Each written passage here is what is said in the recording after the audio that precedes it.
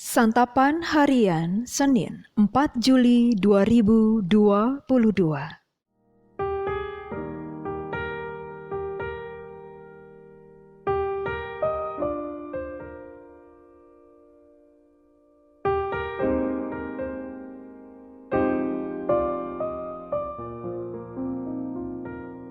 Inilah program Santapan Harian, sebuah program yang mengajak Anda menelusuri isi Alkitab agar Anda menemukan makna firman Tuhan sesuai dengan konteksnya.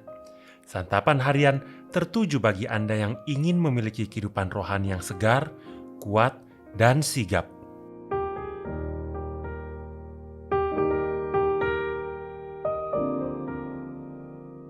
Hari ini kita akan membaca Roma pasalnya yang ke-8, ayatnya yang ke-18 hingga ayatnya yang ke-30. Namun sebelumnya, mari kita berdoa.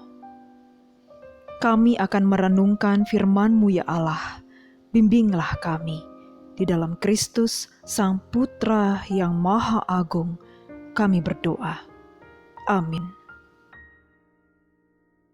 Roma pasal 8 ayat 18 sampai 30.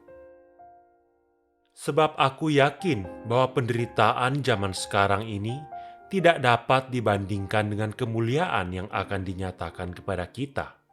Sebab dengan sangat rindu seluruh makhluk menantikan saat anak-anak Allah dinyatakan.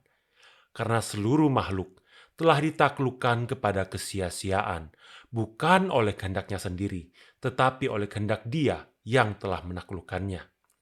Tetapi dalam pengharapan, karena makhluk itu sendiri juga akan dimerdekakan dari perbudakan kebinasaan dan masuk ke dalam kemerdekaan kemuliaan anak-anak Allah. Sebab kita tahu bahwa sampai sekarang segala makhluk sama-sama mengeluh dan sama-sama merasa sakit bersalin. Dan bukan karena mereka saja, tetapi kita yang telah menerima karunia sulung roh, kita juga mengeluh dalam hati kita, sambil menanti-nantikan pengangkatan sebagai anak, yaitu pembebasan tubuh kita. Sebab kita diselamatkan dalam pengharapan. Tetapi pengharapan yang dilihat bukan pengharapan lagi, sebab bagaimana orang masih mengharapkan apa yang telah dilihatnya. Tetapi jika kita mengharapkan apa yang tidak kita lihat, kita menantikannya dengan tekun. Demikian juga Roh membantu kita dalam kelemahan kita, sebab kita tidak tahu bagaimana sebenarnya harus berdoa. Tetapi Roh sendiri berdoa untuk kita, kepada Allah dengan keluhan-keluhan yang tidak terucapkan. Dan Allah yang menyelidiki hati nurani, mengetahui maksud Roh itu, yaitu bahwa Ia sesuai dengan kehendak Allah, berdoa untuk orang-orang kudus. Kita tahu sekarang bahwa Allah turut bekerja dalam segala sesuatu untuk mendatangkan kebaikan bagi mereka yang mengasihi Dia, yaitu bagi mereka yang terpanggil sesuai dengan rencana Allah.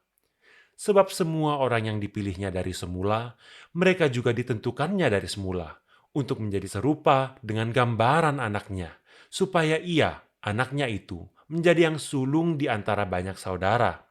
Dan mereka yang ditentukannya dari semula, mereka itu juga dipanggilnya. Dan mereka yang dipanggilnya, mereka itu juga dibenarkannya. Dan mereka yang dibenarkannya, mereka itu juga dimuliakannya.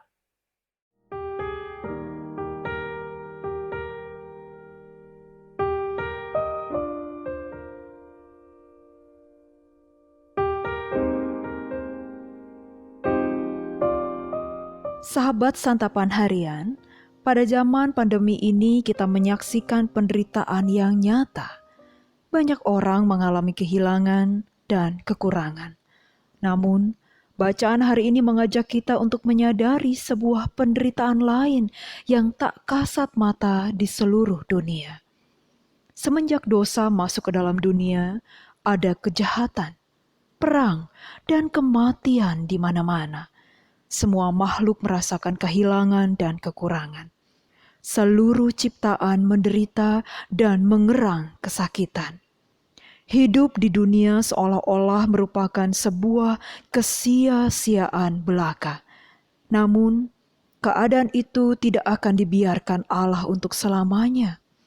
ketika Tuhan Yesus datang kembali nanti, seluruh dunia akan diperbarui dan orang-orang percaya dimuliakan.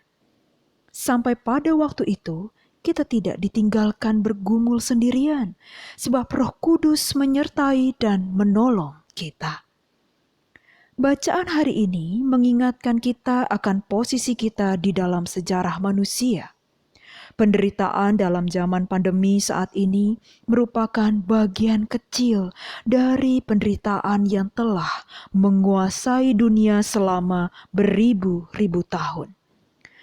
Namun bukan virus, perang, ataupun krisis ekonomi yang menjadi akar dari penderitaan itu, melainkan dosa. Selama dosa masih ada di dunia, selama itu pula penderitaan merajalela. Syukurlah, Tuhan Yesus telah menghancurkan kuasa dosa. Maka ada pengharapan bagi kita yang percaya kepadanya. Suatu hari nanti, virus, perang, dan krisis akan berakhir karena kuasa dosa telah dihancurkan. Ada kemuliaan setelah penderitaan. Ada pelangi sehabis hujan.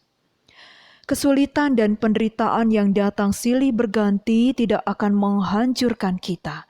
Sebab Tuhan menjanjikan kekuatan bagi yang lemah dan penghiburan dikala hati kita sesak. Malahan, penderitaan dapat mengubah kita menjadi serupa dengan Yesus. Percayalah akan janjinya. Maka 1000 kali terima kasih rasanya tidak cukup untuk mewakili syukur kita kepada Allah. Kita patut bernyanyi dan memuji-muji Tuhan dalam segala kesempatan. Segala rencananya adalah indah dan semata-mata mendatangkan kebaikan selama kita hidup di dunia. Mari kita berdoa. Suka dan derita berganti dan semua itu memperkuat iman kami. Kami percaya tiap hari Engkau beserta kami dan Engkau memberi rahmat-Mu tiap jam. Bila kami jatuh, Engkau menguatkan kami untuk kembali bangkit dan berjalan kembali bersama-Mu, ya Kristus. Dalam kasih-Mu, Yesus Kristus, kami bertelut. Amin.